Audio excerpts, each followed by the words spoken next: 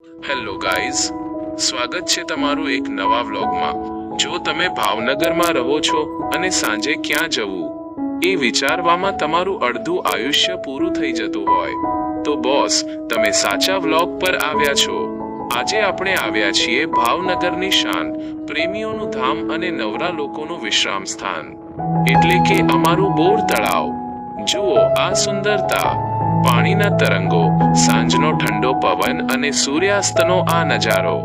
Boss, જો તમારી લાઈફમાં કોઈ ખાસ વ્યક્તિ હોય ને તો એનો હાથ પકડીને અહીં સાંજે બેસી જાઓ। સમંદરમાંથી કવિતાઓ આપોઆપ બહાર આવવા લાગશે।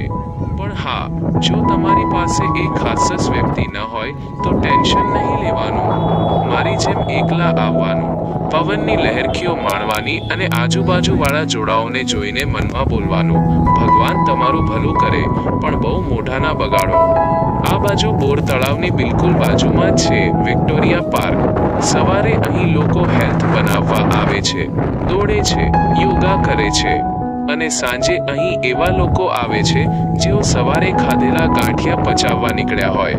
ભાવનગરીઓનો એક જ મંત્ર છે, સવારે વોકિંગ અને સાંજે ભજીયા કે ભેળ રોકિંગ। અને વ્લોગ પૂરો થાય જ કેમ જો ખાવાની વાત ના કરીએ તો? બોર તળાવ આવ્યા પછી અહીંની ભેળ, ગોળા કે મસ્ત ગરમ ગરમ ચાય ના પીવો ને તો બોર તળાવનું પાણી પણ તમને માફ નહીં કરે। વ્લોગ બનાવતા બનાવતા મને તો પેટમાં કૂદકા મારવાનું ચાલુ થઈ ગયું છે। તો ગાઈઝ, ગમે તેટલો સ્ટ્રેસ હોય કે દિવસ ખરાબ ગયો હોય, બોર તળાવ કિનારે 15 મિનિટ બેસી જાઓ એટલે મન એકદમ ફ્રેશ થઈ જાય।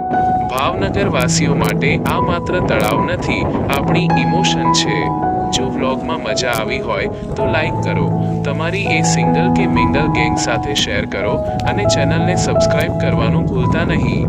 મળીએ છીએ આગલા વ્લોગમાં, ત્યાં સુધી આવજો, બાય બાય।